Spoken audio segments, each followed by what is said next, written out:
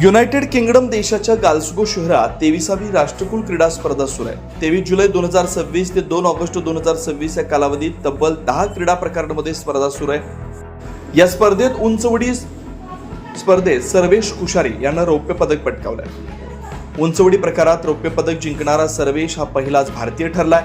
सर्वेशनं 2.25 metre उंचवडी मारत दुसरा क्रमांक मिळवलाय, तर जमैकाच्या रोमेन बेकफोर्ड यानं प्रथम क्रमांक मिळवत सुवर्ण पदक पटकावलंय। यापूर्वी राष्ट्रकुल क्रीडा स्पर्धेतील उंचवडीत भारताचं एकमेव पदक तेजस्वी शंकर बर्मिंगहॅम यानं 2022 स्पर्धेत कांस्य पदकाच्या रूपाने जिंकलं होतं। मात्र 31 वर्ष सर्वेशनं रौप्य पदक जिंकून त्या कामगिरीला मागे टाकलं। सर्वेश कुशारे हा मूळचा नाशिक जिल्ह्यातील देवगावचा आहे। सर्वेशचे वडील कांद्याची शेती करतात। लहानपणी सर्वेशच्या वडिलांनी आणि त्याच्या बालशिक्षकांनी मक्याच्या साली, कापूस आणि शेतातील टाकाऊ साहित्य वापरून तयार केलेल्या तात्पुरत्या लँडिंग पीटवर सराव करत सर्वेशनं उंचवडीचा आपला प्रवास सुरू केला।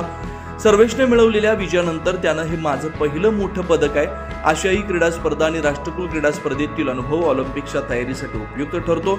मला ऑलिम्पिकमध्ये पद अजून काहीच नाही आणि त्यासाठी मी सर्वोत्तम प्रयत्न करेन असं देखील त्यानं सांगितलं। राष्ट्रकुल क्रीडा स्पर्धेत उंचवडीत रौप्य पदक जिंकत त्यानं नाशिक जिल्ह्यासह देशाच्या शेरपेचात मानाचा तुरा रोवलाय। सर्वेशला पुढील ध्येय गाठण्यासाठी 9 न्यूज महाराष्ट्र वृत्तवाहिनी आणि नाशिककरांकडून खूप खूप शुभेच्छा। 9 न्यूज महाराष्ट्र ब्युरो, नाशिक।